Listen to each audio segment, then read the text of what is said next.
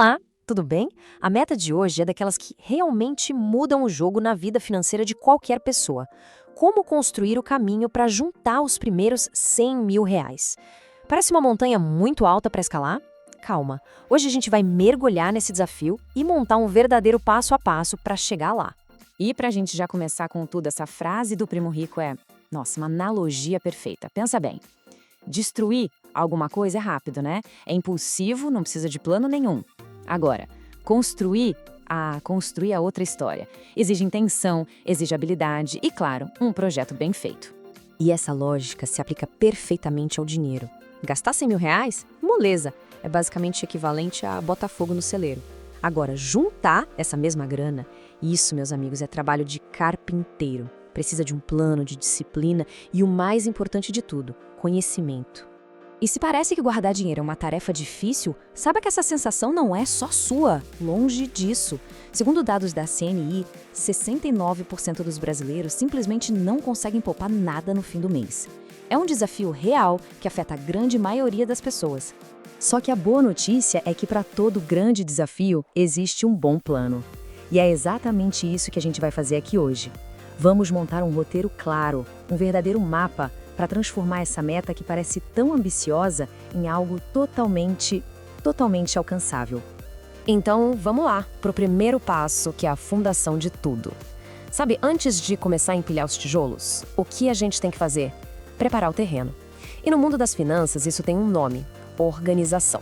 E limpar o terreno financeiro significa uma coisa, acima de todas as outras: eliminar as dívidas com juros altos. Porque olha só, tentar investir enquanto se tem uma dívida de cartão de crédito, cheque especial, é como tentar encher um balde furado. Todo o esforço se perde no meio do caminho. Não adianta. E esse gráfico aqui ilustra o porquê disso de uma forma brilhante. De um lado, o retorno médio da Bolsa Brasileira nos últimos anos, que ficou ali na casa dos 9,7% ao ano. Do outro, os juros do cheque especial, que podem chegar a absurdos 150% ao ano. A matemática aqui é simplesmente brutal. Não existe investimento no mundo que consiga vencer juros tão altos. E para ter uma noção do poder de destruição disso, o Primo Rico traz um exemplo que é até chocante. Uma dívida de R$ 10.000 no cheque especial, se não for paga, pode virar 90 milhões em uma década. 90 milhões. É uma bola de neve que soterra qualquer plano de riqueza. Então o ponto crucial é, primeiro a paz, depois a prosperidade. Primeiro, quitar as dívidas. Ok, casa arrumada, terreno limpo. Agora sim, agora a gente pode começar a desenhar a planta da nossa construção. Chegou a hora de definir o caminho, ou seja, o mapa para chegar nos 100 mil. A pergunta que todo mundo faz é, tá, mas na prática, quanto tempo leva? Quanto precisa ser guardado por mês para chegar lá? A resposta para isso basicamente depende de duas coisas: o valor do aporte mensal e, claro, a rentabilidade dos investimentos. Vamos dar uma olhada em como isso funciona. Esse quadro mostra alguns cenários. Com aportes de R$ 300 por mês, a meta é atingida em pouco mais de 11 anos. Se o aporte for de R$ 1.000, o tempo já cai para cerca de 5 anos. Mas o mais incrível mesmo está na última coluna, o total de juros ganhos. É o dinheiro trabalhando sozinho e gerando mais dinheiro. E esse motor que acelera tudo tem o nome: juros compostos. É o famoso efeito bola de neve, só que, dessa vez, jogando a nosso favor. Cada real de rendimento passa a gerar novos rendimentos. E com o tempo, o crescimento se torna exponencial. E para a gente materializar essa ideia, olha só para este número: R$ 58.900. No cenário de R$ 300 por mês, esse é o valor que os juros geraram sozinhos. É mais do que todo o dinheiro que saiu do bolso ao longo dos anos. O tempo e a disciplina fizeram literalmente a maior parte do trabalho pesado. Certo, já temos a fundação e o mapa. Agora, o que falta? Faltam as ferramentas certas para a construção. E no mundo dos investimentos, as ferramentas são os produtos financeiros que a gente escolhe. Mas antes de pensar em qualquer produto, a ferramenta principal, o verdadeiro alicerce de tudo, é o conhecimento. Como dizem tanto o Primo Rico quanto o professor Baroni, investir sem estudar é um tiro no escuro. É como aquele carpinteiro que tenta construir o celeiro sem nem olhar a planta antes. A chance de dar muito errado é enorme. Com conhecimento, as escolhas ficam muito mais claras. Esse slide, por exemplo, compara o rendimento de R$100 mil em diferentes aplicações de renda fixa. Dá uma olhada. Em 2 anos, a diferença entre deixar o dinheiro na poupança e um CDB que rende 100% do CDI é de quase R$10 mil. O conhecimento se transforma em resultado no bolso.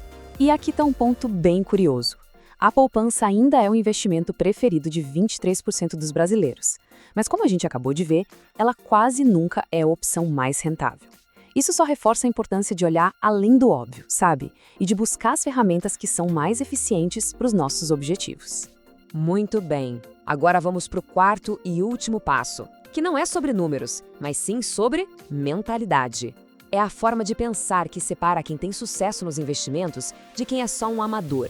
E essa mentalidade pode ser resumida numa filosofia: buy and hold. Ou, em bom português, comprar e segurar. A ideia é bem simples. Ao comprar uma ação, a pessoa não está só comprando um código que sobe e desce na tela. Não, ele está se tornando sócia de uma empresa.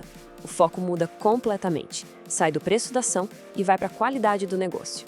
E como é que se desenvolve essa mentalidade? Basicamente com 3 passos práticos. Primeiro, escolher empresas sólidas, com bons resultados. Segundo, acompanhar a saúde da empresa, seus projetos, seus lucros, em vez de se desesperar com a cotação que muda todo dia. E terceiro, usar os dividendos que a empresa paga para comprar mais ações, acelerando ainda mais aquele efeito bola de neve. E ninguém resumiu essa filosofia melhor do que Warren Buffett, um dos maiores investidores da história, com essa frase: pensar no longo prazo é isso que dá a chance para os juros compostos e o crescimento das boas empresas fazerem a sua mágica. E assim a gente chega ao final da nossa planta. A grande conclusão aqui é que a construção da riqueza não é um evento único, um golpe de sorte. Pelo contrário, é o resultado de um conjunto de bons hábitos repetidos com consistência, dia após dia.